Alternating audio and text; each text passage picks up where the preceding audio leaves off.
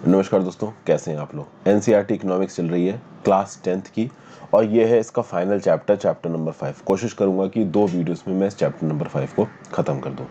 यहाँ पे आपको बहुत सारे न्यूज़पेपर क्लिपिंग्स दिख रही हैं, जैसे Rohini society to compensate harried owners, insurance firm to face 7,000 for theft. क्या कहने का मतलब है यहाँ पे, D O teachers get 45,000 for flawed phone bill. कुल मिला के बात ये है कि भाई कंज्यूमर कोर्ट वर्डिक्ट्स, अगर एज अ कंज्यूमर आपने किसी भी सर्विस को या गुड को कंज्यूम किया, तो भाई अगर आपने एज अ कंज्यूमर कोई गुड या सर्विस को कंज्यूम किया और अगर आपके साथ कुछ गलत हुआ, तो उस गलत के परिपेक्ष में अगर आप जस्टिस मानना चाहो, आप अपने लिए इंसाफ मांगना चाहो, तो आप कंज्यूमर कोर्ट में जा सकते हो। कुल मिला के यहाँ पे सेलर जो कि किसी चीज को बेच रहा है, उसको रिस्पॉन्सिबल ठहराने की बात की जा रही है। बहुत लंबे समय से दुनिया भर की बहुत सी कंट्रीज में अगर आप बात करो तो कंज्यूमर्स के राइट्स के फेवर में एक मूवमेंट चल रहा है और इस मूवमेंट की शुरुआत होने में समय लगता है। देखिए, शुरुआत में हर कंट्री डेवलप्ड तो होती नहीं है, अनडेवलप्ड होती है। कहीं ना कहीं वो अनडेवलप्ड से डेवलपिंग फेज में आती, फिर वो डेवलप्ड फेज में पहुंचती है।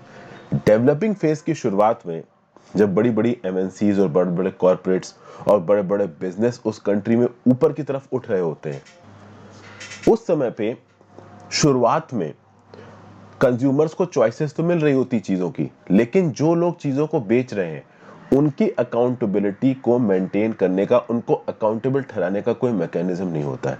इस मैकेनिज्म को धीरे धीरे डेवलप करने की जो कहानी है, उसके बारे में इस चैप्टर में बात की गई है। आगे बढ़ने से पहले इस वीडियो पे लाइक का बटन, इस वीडियो को शेयर ना किया हो, इस चैनल को शेयर ना किया हो, सब्सक्राइब ना किया हो तो कर लीजिए। मुझे हेल्प करने के लिए आप ज्वाइन बटन दबा के चैनल के मेंबर बन सकते हैं।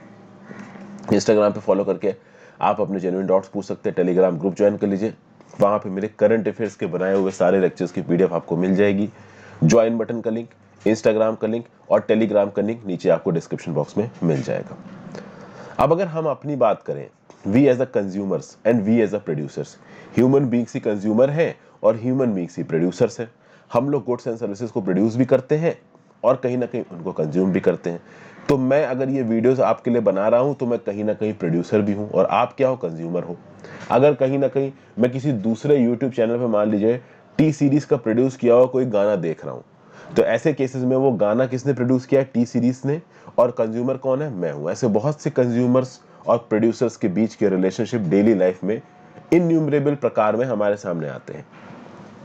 ठीक है भाई, गुड्स और सर्विसेज को अलग अलग प्रकार के सेक्टर में प्रोड्यूस किया जाता है। तो भाई सर्विसेज को और गुड्स को एग्रीकल्चर में, इंडस्ट्री में, सर्विसेज में, सब में प्रोड्यूस किया जा सकता है।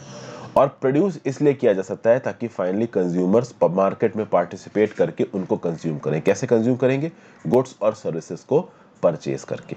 ओके भाई, तो these are the final goods that people use as consumer use. ठीक है, फाइनली जो भी मार्केट में प्रोड्यूस हुआ, आपने जाके उसको कंज्यूम किया, खरीद के कंज्यूम किया, जैसे भी किया, वो आप हो गए उसके कंज्यूमर। ज्यादातर केसेस में आपको पेमेंट करनी पड़ती है चीजों को कंज्यूम करने के लिए। बहुत सारी ऐसी भी चीजें हैं जिनके लिए आपको अपफ्रंट पेमेंट नहीं करनी पड़ती है। फॉर एग्जाम्पल, आप व्हाट्सएप ग्रुप की बात कर लीजिए, यूट्यूब की बात कर लीजिए। अभी व्हाट्सएप को इस्तेमाल करने के लिए आपको सीधे सीधे कुछ पेमेंट करने की जरूरत नहीं है, बट कहीं ना कहीं व्हाट्सएप को इस्तेमाल करने के लिए आपको डाटा रिचार्ज कराना पड़ेगा इंटरनेट का, तो आप कह सकते हो वो एक प्रकार की पेमेंट है। यूट्यूब पे वीडियोस देखने के लिए अगर आपको सीधे सीधे पेमेंट करने की जरूरत नहीं है, लेकिन अगर आप यूट्यूब प्रीमियम खरीदते हो जहां पे एड फ्री वर्जन मिलता है यूट्यूब का, तो आप पेमेंट कर रहे हो। कहीं ना कहीं यूट्यूब पे सर्फिंग करने के लिए आप डाटा चार्जेस के लिए पैसा पे कर रहे हो, तो वो भी एक प्रकार का पेमेंट हो गया। तो आज की डेट में जो गुड्स और सर्विसेज आपको मिलती हैं, और खासकर सर्विसेज, हो सकता है कि सारी सीधे सीधे पेमेंट पे ना मिल रही हो, लेकिन ज्यादातर गुड्स एंड सर्विसेज आपको पेमेंट करने पे ही मिलती हैं।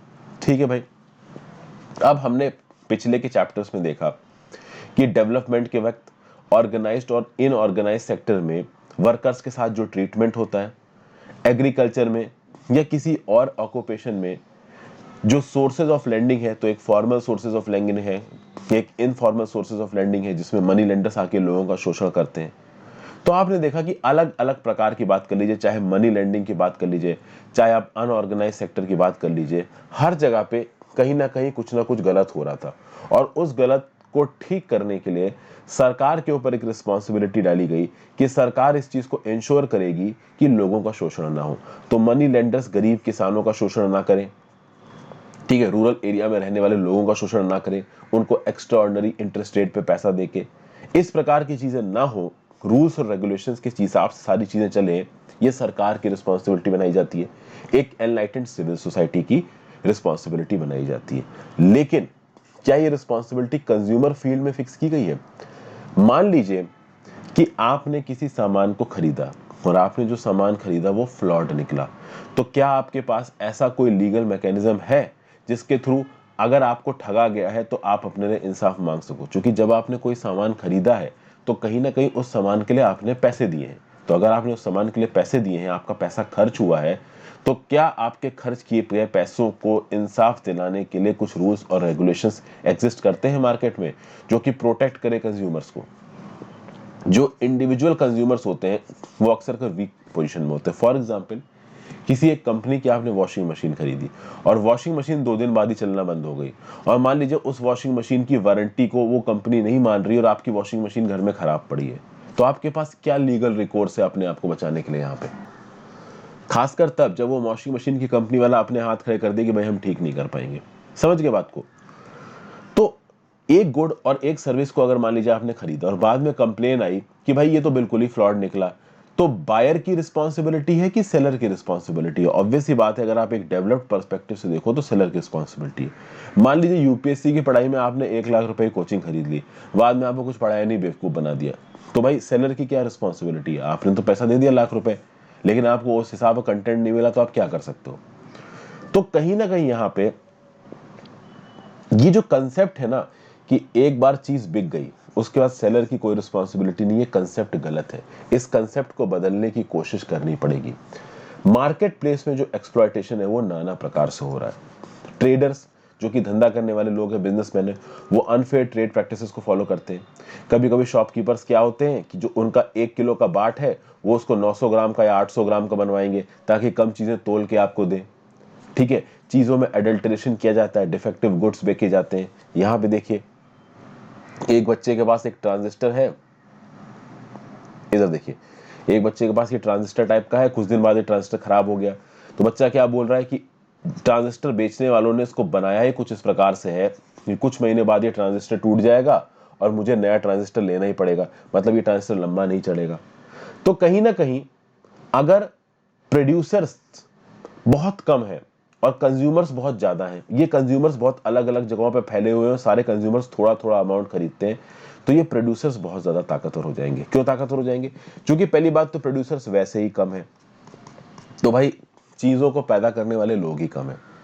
उसके बाद जो खरीदने वाले लोग हैं कोई बहुत बड़ा बायर नहीं है, छोटे छोटे बायर्स हैं, वो अलग अलग जगह फैले हुए हैं। किसी भी तरीके से ये जो बायर्स हैं उनके कंसोलिडेट होके इन प्रोड्यूसर्स के खिलाफ फ्रंट खोलने के जो चांसेस हैं वो काफी कम है, और गवर्नमेंट का रेगुलेशन भी स्ट्रांग नहीं है। तो ऐसे केसेस में जो मार्केट्स है ना वो एक अनफेयर मैनर में काम करते हैं, और जब वो अनफेयर मैनर में काम करते हैं तो ये जो बड़ी कंपनीज है ना ये कस्टमर्स का शोषण करती हैं। ठीक है भाई, खासकर अगर ऐसा मार्केट आपको मिले जहां पे कोई एक बहुत बड़ी कंपनी मिल जाए, बन जाए, और वो अपनी मोनोपोली फैलाने लगे। मोनोपोली देखिए हमेशा खतरनाक होती है। मोनोपोली में फिर आप केवल उस कंपनी के ऊपर किसी एक पर्टिकुलर सर्विस के लिए डिपेंड कर जाते हो, आपके पास कुछ बचता ही नहीं है। तो वो कंपनी जिनके पास बहुत दौलत है, पावर है, रीच है, वो मार्केट को अपने हिसाब से मैनिपुलेट करती हैं। मीडिया के थ्रू वो गलत इंफॉर्मेशन फैलाएंगी, गंदे तरीके से कंज्यूमर्स को अपनी तरफ अट्रैक्ट करने की कोशिश करेंगी। फॉर एग्जाम्पल, एक कंपनी बहुत सालों तक पाउडर मिल्क बेचती रही नवजात शिशुओं के लिए, और ये बोला कि जो पाउडर मिल्क है ना वो मदर्स मिल्क से ज्यादा इफेक्टिव है। बाद में बहुत सारे लिटिगेशंस के बाद वो कंपनी ये मानने को तैयार हुई कि वो जो क्लेम कर रही थी ना कि जो पाउडर मिल्क है ये नवजात शिशु के लिए मदर के मिल्क से ज्यादा अच्छा, ये बिल्कुल फॉल्स क्लेम था। तो इस प्रकार के क्लेम है यहाँ पे, जहां पे एक पाउडर वाली कंपनी बोल रही कि ये पाउडर माँ के दूध से ज्यादा अच्छा है, इसीलिए मदर्स एब्सोल्यूट अफेक्शन माँ जैसे प्रोग्राम हमारी सरकार के द्वारा चलाए जा रहे हैं ताकि लोगों को ये सिखाया जा सके कि इस तरीके के फॉल्स क्लेम से बचें। अभी अगर कोई कंपनी इस तरीके के फॉल्स क्लेम करती है तो 3-4 ऑर्गेनाइजेशंस की यहाँ पे रिस्पॉन्सिबिलिटी आती है। एक तो जुडिशरी की रिस्पॉन्सिबिलिटी आती है, उसके बाद सरकार की रिस्पॉन्सिबिलिटी आती है, इनलाइटेंड सिविल सोसाइटी की रिस्पॉन्सिबिलिटी आती है, और सबसे खास लोगों की रिस्पॉन्सिबिलिटी आती है। अरे लोग क्या बेवकूफ है क्या? अरे लोगों में अपनी कम से कम एक बेयर अमाउंट ऑफ बुद्धि तो होनी चाहिए कि जो चीज भी उनकी चारों तरफ बिक रही है क्या वो अच्छी है? कल के डेट में आपको कोई आके पढ़ा दे कुछ भी, तो क्या आप उसको आंख बंद करके मान लोगे? तो इन सब चीजों को मिला के ही कंज्यूमर राइट्स को यहाँ पे पूरा किया जा सकता है। जैसे बहुत लंबे समय के लिए सिगरेट मैन्युफैक्चरिंग कंपनीज के सामने एक लड़ाई चली कि आप अपने पैकेट पे ये छापेंगे कि सिगरेट पीने से कैंसर हो सकता है। सिगरेट सेलिंग कंपनीज ये छापना नहीं चाहती थी, क्योंकि वो जानती थी कि अगर हम अपने पैकेट पे ये छापने लगेंगे कि सिगरेट पीने से कैंसर हो सकता है, तो कोई पैकेट खरीदेगा ही नहीं सिगरेट का, सिंपल सी बात है। तो वो छापना नहीं चाहते थे। लेकिन जब सरकार का प्रेशर आया, लोगों का प्रेशर आया, तो उनको कहीं ना कहीं इस बात को छापना पड़ा। अब बात करते हैं कंज्यूमर मूवमेंट। यहाँ पे इंडिया के कंज्यूमर मूवमेंट की बात की जा रही है, और खासकर दुनिया में जो ट्रेंड रहा है कंज्यूमर मूवमेंट का, उसका एक हल्का फुल्की समझ की कोशिश करेंगे हम लोग यहाँ पे। देखिए, कहीं ना कहीं जो कंज्यूमर मूवमेंट चला है दुनिया भर में या इंडिया में, वो इसलिए उसकी शुरुआत हुई क्योंकि कंज्यूमर्स बहुत परेशान हो चुके थे because of unfair practices of sellers. Sellers गलत तरीकों से चीज़ों को बेचते थे, जिससे कंज्यूमर्स का बेवकूफ़ बनाया जाता था। फिर भाई, शुरुआत में कोई लीगल सिस्टम अवेलेबल नहीं था कंज्यूमर्स को मार्केट प्लेस में अगर उनका एक्सप्लॉयटेशन है उससे बचाने के लिए। बहुत लंबे समय तक कंज्यूमर्स के पास कोई ऑप्शन भी नहीं था। किसी एक प्रकार का पर्टिकुलर ब्रांड ही होता था। कहीं ना कहीं अगर उस पर्टिकुलर ब्रांड में कुछ प्रॉब्लम है, आपने खरीद लिया, बाद में कोई प्रॉब्लम आई, तो आपकी प्रॉब्लम रिजॉल्व नहीं होगी, या तो आप उस चीज़ को खरीदना बंद कर दीजिए, और उस चीज़ को खरीदना बंद करने के भी ऑप्शंस बहुत कम थे, क्योंकि कोई अल्टरनेट ब्रांड थी नहीं, इकोनॉमी ओपन हुई नहीं थी उस समय पे। ठीक है भाई। तो कुल मिला के अगर कोई प्रोडक्ट आपको नहीं पसंद आ रहा है या कोई प्रोडक्ट गलत है, तो सिर्फ आपके ऊपर ये रिस्पॉन्सिबिलिटी है कि आप उसको खरीदना बंद कर दें। क्योंकि अगर आपने उसमें खरीदा और कुछ गड़बड़ निकली, तो उसके बाद जो बेचने वाला है वो तो भाई अपना हाथ झाड़ के साइड हो जाएगा, कह देगा भाई मेरा कोई मतलब नहीं है।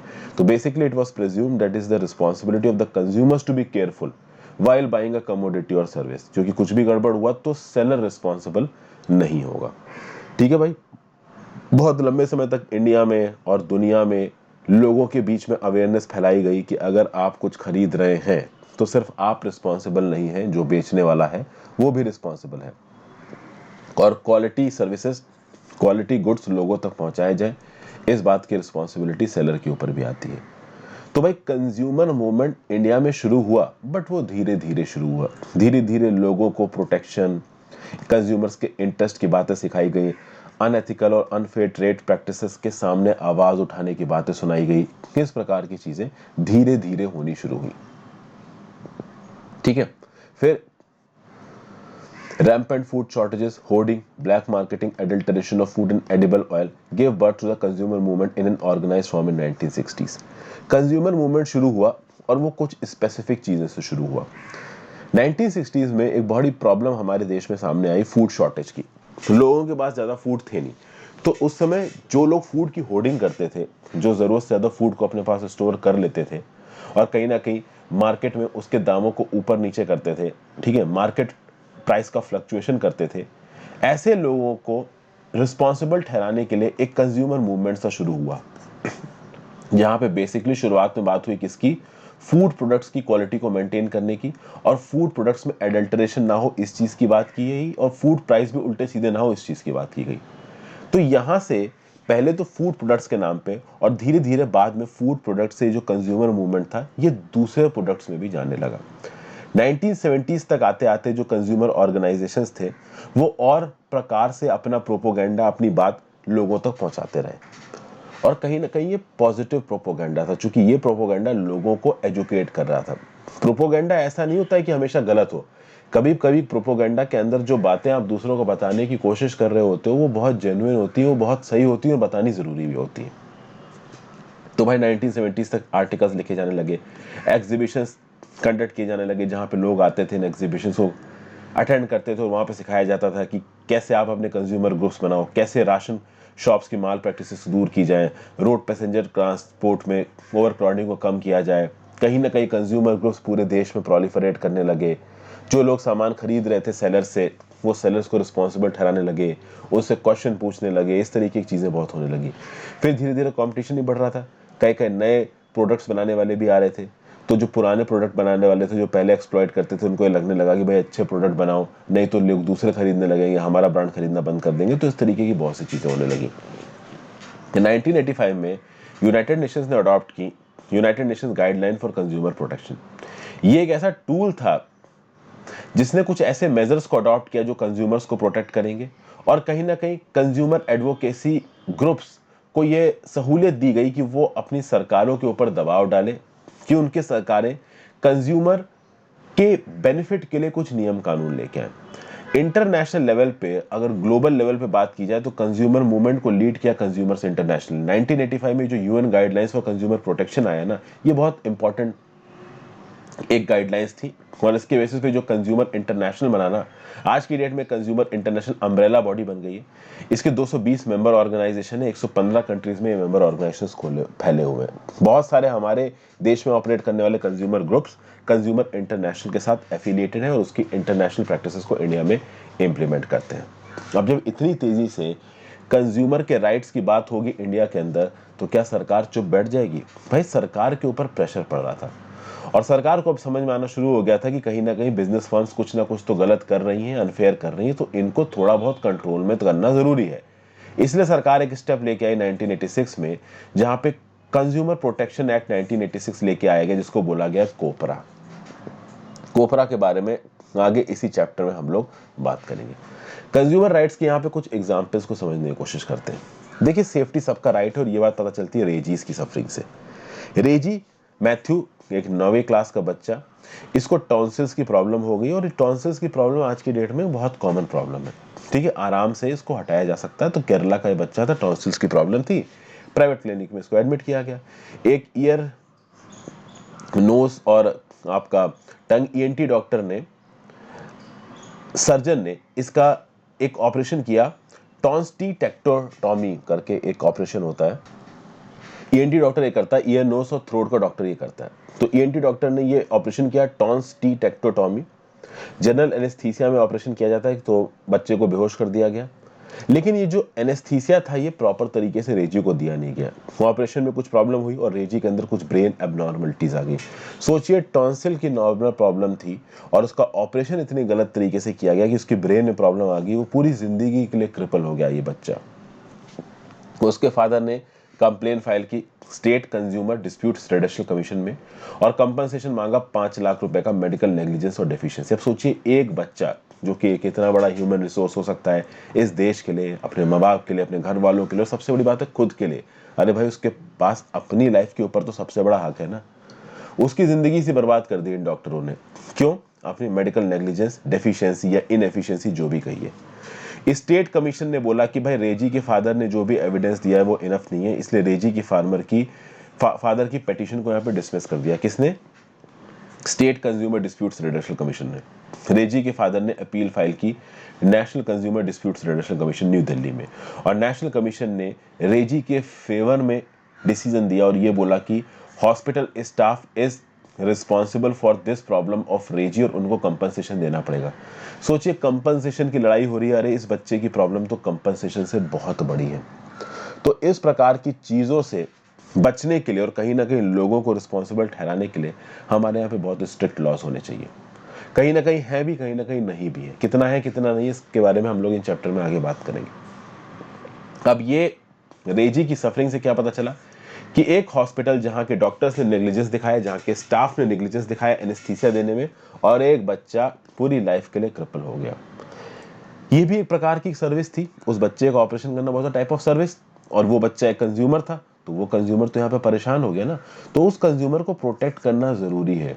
यहाँ तो मेडिकल फील्ड में सर्विस की बात हो रही है, तो चीजें और प्रिकेरियस तरीके से हमारे सामने आ रही है। इसलिए कहीं ना कहीं भाई, जो प्रोड्यूसर्स हैं, वो किसी भी गुड्स और सर्विस के प्रोड्यूसर्स हो, चाहे मेडिकल गुड एंड सर्विस हो, चाहे किसी भी और प्रकार की सर्विस हो, सेफ्टी रूल्स और रेगुलेशंस का ध्यान रखना उन्हें बहुत ज्यादा जरूरी है। और उससे भी ज्यादा, जब एक कंज्यूमर उन गुड्स और सर्विसेज को कंज्यूम करता है, तो उसको इस बात पे ध्यान देना कि जो सर्विसेज और गुड्स वो कंज्यूम कर रहा है वो किस हद तक सही है, किस हद तक गलत है, इस चीज को भी देखना जरूरी है। जैसे कि for example pressure cookers. Pressure cooker में जो सेफ्टी वॉल्व होता है, अगर ये डिफेक्टिव हो, तो आपको पता है कि प्रेशर कुकर के अंदर स्टीम का प्रेशर होता है। अगर कोई एक्सीडेंट हो गया तो किसी को बहुत भयंकर चोट, जान, जलन कुछ भी हो सकती है। ठीक है भाई। तो जो सेफ्टी वॉल्व मैन्युफैक्चरर्स होते हैं, उनको हाई क्वालिटी इंश्योर करनी पड़ती है। इसलिए कुकर्स में अक्सर कर बोला जाता है कि अच्छी कंपनी का कुकर खरीदिए, सस्ती कंपनी का कुकर मत खरीदिए। तो कहीं ना कहीं बैड क्वालिटी के जो प्रोडक्ट्स हैं मार्केट में उनको कंजम्पशन कम होना चाहिए। कहीं ना कहीं जो ISI मार्क होता है इस पे आपको ध्यान देना चाहिए।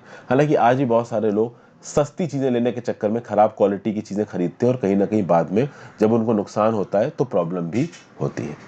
अब बात होती है कि कोई चीज़ कितनी अच्छी है इसकी इंफॉर्मेशन किसी एक पर्टिकुलर पर्सन को कैसे मिलेगी। तो इसके रिस्पेक्ट में उस पर्टिकुलर गुड्स और सर्विसेज के बारे में आपके पास इंफॉर्मेशन होनी चाहिए। अगर आप कोई कमोडिटी खरीदते हो और उस कमोडिटी के पैकेट पे उस कमोडिटी के बारे में कुछ लिखा हुआ है, जैसे उसमें क्या इंग्रेडिएंट्स यूज हुए, उसका दाम क्या है, बैच नंबर क्या है, कब बना, कब एक्सपायरी डेट है, मैन्युफैक्चरर का एड्रेस क्या है। अगर आप मेडिसिन खरीदते हो उसके पैकेट पे अगर एक्सपायरी डेट लिखी हुई है, कैसे उसको इस्तेमाल करना है। कुछ दवाइयाँ होती है जिनको फ्रिज में स्टोर करना ज़रूरी है, अगर फ्रिज में स्टोर नहीं करोगे तो ख़राब हो जाएगी। तो इस प्रकार की इन्फॉर्मेशन अगर आपको दवाइयों के बारे में है और वो चीज़ उसके ऊपर लिखी हुई है तो कहीं ना कहीं आपको उसके बारे में इंफॉर्मेशन मिलेगी। हाँ, आप उसको पढ़ना आपका काम है, अगर आप पढ़ नहीं रहे हो तो आप गलत कर रहे हो, बट कम से कम उसके ऊपर इंफॉर्मेशन लिखे तो प्रोड्यूसर अगर लिख देगा तो कम से कम एक फर्स्ट लाइन ऑफ डिफेंस मिलेगा कंज्यूमर को। ठीक है, फॉर एग्जाम्पल आप गारमेंट्स खरीदते हो तो उसके ऊपर वॉशिंग इंस्ट्रक्शंस लिखी होनी चाहिए कि अगर आप इस तरीके से धुलोगे तो कपड़े फट सकते हैं, कपड़ों के ऊपर कलर के धब्बे आ सकते हैं, तो इससे भी आप कहीं ना कहीं सेव होगे। समझ गए बात को। तो रूल्स ऐसे बनाए गए हैं कि जो भी की इंफॉर्मेशन है किसी एक पर्टिकुलर चीज से रिलेटेड वो मैन्युफैक्चरर उस चीज के ऊपर लिखे, क्योंकि कंज्यूमर्स के पास एक राइट है जिसको बोला जाता है राइट टू बी इन्फॉर्म्ड। ठीक है, तो जो गुड्स और सर्विसेज वो खरीद रहे हैं उसके बारे में जानना, उसकी इंफॉर्मेशन को जानना, ये कंज्यूमर्स का राइट है। और उस इंफॉर्मेशन को जानने के बाद अगर उनका राइट वायलेट होता है तो कंज्यूमर्स कंप्लेन कर सकते हैं, कंपनसेशन मांग सकते हैं, रिप्लेसमेंट मांग सकते हैं, चीज़ें डिफेक्टिव हो तो इनको एक्सचेंज कर सकते हैं। फॉर एग्जाम्पल जब भी हम कोई चीज़ खरीदते हैं तो उस चीज़ के ऊपर अगर उसका एक्सपायरी पीरियड लिखा हुआ है और हमको एक्सपायरी पीरियड के बाद चीज़ बेची गई है तो हम उसको रिप्लेस कर सकते हैं। अभी एक्सपायरी पीरियड लिखा ही नहीं हुआ है तो आप कैसे रिप्लेस करोगे। समझ गए बात को। अब होता यह है कि चीज़ें हमारे पास बहुत सारे चैनल से पहुंचती, किसी मैन्युफैक्चरर ने चीज़ बनाई, ओके, वो शॉप में पहुंचेगी, शॉप से आपके पास पहुंचेगी। आपके पास मान लीजिए एक्सपायर्ड चीज़ पहुंची है तो आप सीधे मैन्युफैक्चरर से नहीं बोल सकते, क्योंकि मैन्युफैक्चरर क्या बोलेगा कि भाई हमने तो शॉपकीपर को दी थी, शॉपकीपर ने देर से बेचा तो हम क्या कर सकते हैं, we are not responsible, manufacturer बोलेगा। तो ऐसे केसेस में शॉपकीपर जब कोई चीज़ बेच रहा है लोगों को तो शॉपकीपर का भी काम है ये देखना कि भाई एक्सपायरी पीरियड वायलेट ना हो गया, और खरीदने वाले का भी काम है ये देखना कि हाँ भाई चीज़ सही समय पे खरीद रहे हैं कि नहीं खरीद रहे हैं। फिर उस चीज़ के ऊपर MRP लिखी होनी चाहिए, मैक्सिमम रिटेल प्राइस। तो अगर 1 किलो चीनी के ऊपर MRP लिखी है 22 रुपये, तो ये 22 रुपये वो मैक्सिमम प्राइस है जिसपे आप वो चीज़ खरीद सकते हो। हाँ, इस 22 रुपये से कम दाम कराने के लिए आप जरूर बार्गेन कर सकते हो सेलर के साथ, बट 22 रुपये से ज़्यादा पैसे आपको उस चीज़ के लिए नहीं देने हैं। और आज की डेट में इंफॉर्मेशन पाने के एवेन्यूज बहुत ज़्यादा बढ़ गए।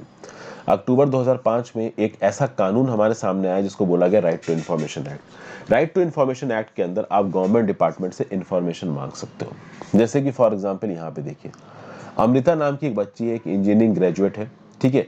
उसको गवर्नमेंट डिपार्टमेंट में एक इंटरव्यू उसने अटेंड किया, उसने अपने सारे सर्टिफिकेट वहाँ पे जमा किए, जाके उसने इंटरव्यू दिया, उसका इंटरव्यू काफ़ी अच्छा गया बट रिजल्ट नहीं आ रहा था तो काफ़ी परेशान हो गई। उसने RTI एक्ट के अंदर RTI फाइल की, बाद में उसको अपना अपॉइंटमेंट लेटर मिला, पता ये चला कि अमृता ने काफ़ी अच्छा परफॉर्म किया था और वो सिलेक्ट हो गई। तो यहाँ पे अमृता के राइट्स वायलेट नहीं हुए। अमृता ने उस गवर्नमेंट डिपार्टमेंट से पूछा कि भाई जो इंटरव्यू हुआ था उसका क्या रिजल्ट है, और गवर्नमेंट डिपार्टमेंट को रिजल्ट बताना पड़ा।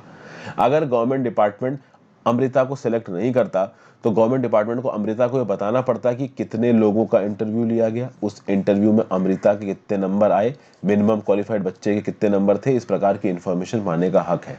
आप अपनी मार्कशीट के लिए RTIs डाल सकते हैं। मार्कशीट के लिए RTIs डालने की जरूरत ही नहीं है, UPSC और बाकी ऑर्गेनाइजेशन अपने नंबर्स वैसे ही पब्लिश करते हैं। ठीक है, फिर बात करते हैं रिफंड। यहाँ पे एक और कहानी बताएगी। अभिरामी नाम की एक स्टूडेंट है अंसारी नगर की, इसने 2 साल का कोर्स खरीदा एक लोकल कोचिंग इंस्टीट्यूट से, प्रोफेशनल कोर्सेज का। बहुत प्रकार के प्रोफेशनल कोर्सेज होते हैं, C++, जावा टाइप के, और भी बहुत से होते हैं। 2 साल की फीस इसने शुरुआत में इस लड़की ने दे दी 61,000 रुपये। 1 साल के बाद उसको पता चला कि जो पढ़ाई लिखाई कराई जा रही है वो एकदम बेकार है, वाहियात है। तो इसने बोला कि भाई मुझे नहीं पढ़ना आपके इंस्टीट्यूट में, मेरा पैसा वापस कर दो। पैसा वापस करने से उस कोचिंग इंस्टीट्यूट ने मना कर दिया, बोला कि एक बार जो फीस आ गई वापस नहीं मिलेगी। अभिरामी ने अपने पैसे के लिए डिस्ट्रिक्ट कंज्यूमर कोर्ट में रिक्वेस्ट डाली। डिस्ट्रिक्ट कंज्यूमर कोर्ट ने बोला उस कोचिंग इंस्टीट्यूट वाले को कि 28,000 रुपये वापस करो अभिरामी को। वो कोचिंग इंस्टीट्यूट वाला अपील में चला गया स्टेट कंज्यूमर कमीशन के पास। स्टेट कंज्यूमर कमीशन ने फिर से बोला कि भाई डिस्ट्रिक्ट कोर्ट ने जो बोला था वो बिल्कुल सही बोला था, 28,000 रुपये अभिरामी को वापस करने इस कोचिंग इंस्टीट्यूट को, साथ साथ इस अपील फाइल करने के लिए हम फाइन डालते हैं इस कोचिंग इंस्टीट्यूट के ऊपर 25,000 रुपये का, साथ साथ 7,000 रुपये कंपनसेशन एंड लिटिगेशन कॉस्ट इस कोचिंग इंस्टीट्यूट को देना पड़ेगा। साथ साथ स्टेट कमीशन ने सारे एजुकेशन और प्रोफेशनल इंस्टीट्यूशन से बोला कि आप पूरे पूरे 2-2 साल की फीस एडवांस में चार्ज नहीं करेंगे, और अगर आप चार्ज कर रहे हैं तो आपके ऊपर पेनल्टी लगाई जा सकती है, आपके डायरेक्टर्स को उठा के जेल में बंद किया जा सकता है।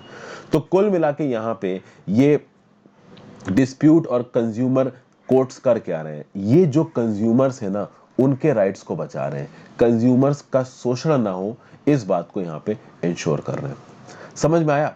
तो कहीं ना कहीं भाई हम लोग इन सब चीज़ों से समझ क्या रहे हैं, हम लोग इन सब चीज़ों से समझ ये रहे हैं कि अगर कोई कंज्यूमर किसी भी कैपेसिटी में किसी सर्विस को कंज्यूम कर रहा है, चाहे वो किसी भी एज का हो, जेंडर का हो, नेचर और सर्विस का हो, उसके पास पहली बात तो चूज करने का अधिकार है। तो यहाँ पे अभिरामी के पास चूज करने का अधिकार था कि 1 साल के बाद वो उस कोर्स में रहना चाहती है या नहीं रहना चाहती है। समझ गया बात को? तो भाई आपको किसी भी प्रकार से शोषण नहीं किया जा सकता। मान लीजिए आप किसी दुकान पे गए, आपने टूथपेस्ट जाके खरीदा, तो दुकान वाला ये नहीं बोल सकता कि मैं आपको टूथपेस्ट तभी बेचूंगा जब आप टूथब्रश खरीदोगे। या फिर आपने किसी भी गैस एजेंसी जाके सिलेंडर लिया, तो गैस सिलेंडर देने वाला ये नहीं बोल सकता कि गैस सिलेंडर के साथ आपको स्टोव भी लेना पड़ेगा। हो सकता है आपके घर में स्टोव हो, आपको स्टोव की जरूरत ना हो, तो जबरदस्ती आपको स्टोव नहीं बेचा जा सकता। यानी कि एज अ कंज्यूमर आपके पास चॉइस है और आपको एक्सप्लॉइट नहीं किया जा सकता है। ये सब बातें यहाँ पे बताई गई है। अगले वीडियो में मैं इस चैप्टर खत्म कर दूंगा। Thank you for watching, have a great day.